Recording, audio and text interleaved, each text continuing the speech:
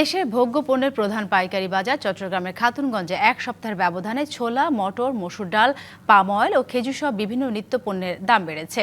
পর্যাপ্ত সরবরাহের পরও ছোলা, মটর ও মসুর ডালের দাম কেজিতে বেড়েছে 5 টাকা। অস্ট্রেলিয়ার ছোলা এক সপ্তাহ আগে 75 টাকা বিক্রি হলেও এখন কেজি প্রতি বিক্রি হচ্ছে 80 থেকে 82 টাকায়।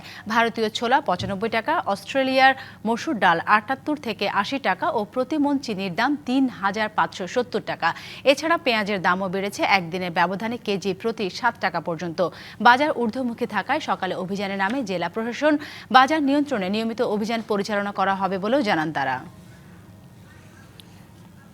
খাতুনগঞ্জে জেলা প্রশাসনের অভিযান নিয়ে আরো জানাতে সরাসরি যুক্ত হচ্ছেন সহকর্মী মাসুদুল হক। মাসুদুল, জানাবেন অভিযানে কোনো প্রতিষ্ঠানের বিরুদ্ধে ব্যবস্থা নেওয়া হয়েছে কিনা, সে সাথে আরেকটি বিষয় জানাবেন, পর্যাপ্ত মজুদ থাকার পরও প্রতিটি নিত্যপণ্যের দাম আকাশচুম্বী। আপনি নিশ্চয়ই বাজারগুলো ঘুরেছেন, এর কারণ কি, ক্রেতারা কি বলছেন?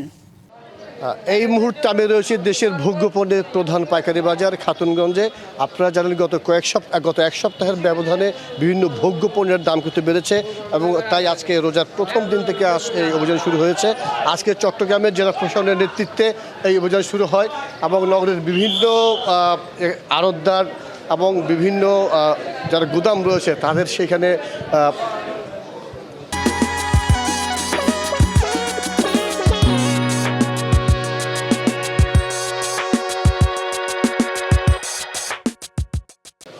যাওয়া হচ্ছে। মোটামুটি যারা আসলে আমদানিকারক তারা আসলে কী ধরনের পণ্য আমদানি করেছে সেগুলো আসলে খতিয়ে দেখা হচ্ছে। আপনারা জানেন এই রমজানে কিন্তু রমজানের আগেই চাহিদার বিপরীতে কিন্তু বিপুল ভোগ্য পণ্য কিন্তু আমদানি করে এবং দেশের বেশ কয়েকটি বড় বড় আমদানিকারক কিন্তু এই ভোগ্য পণ্য আমদানিকারক এবং তারা গত কয়েক মাস ধরে বঙ্গোপসাগরের গভীর সাগরে লাইটারের জাহাজের মাধ্যমে এসব পণ্য তারা গুদামজাত করে দ্রব্যমূল্যের যে বাড়তি কৃত্রিম সংকট সৃষ্টি একটা পায়তারা করেছিল।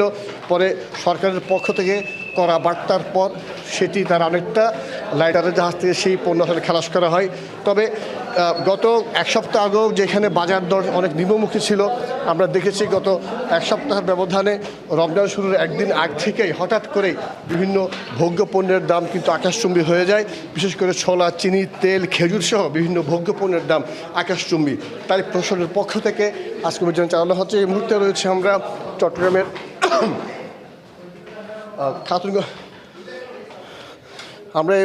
খাতুনগঞ্জ ট্রেড অ্যাসোসিয়েশনের একটি সবাই যেখানে জেলা প্রশাসন সহ যারা এখানে রয়েছেন আমদানিকারক তাদের সাথে একটি বৈঠক অনুষ্ঠিত হবে এবং সেই বৈঠকে যাতে এই রমজানে যাতে যে ভোগ্য পণ্যের দাম যাতে স্থিতিশীল থাকে, কেউ যাতে কৃত্রিম সংকট সৃষ্টি করতে না পারে, মূলত এই জন্য এই বৈঠকটি অনুষ্ঠিত হচ্ছে বলে তারা আমাদের জানিয়েছেন। তো যেমনটি বলছিলাম,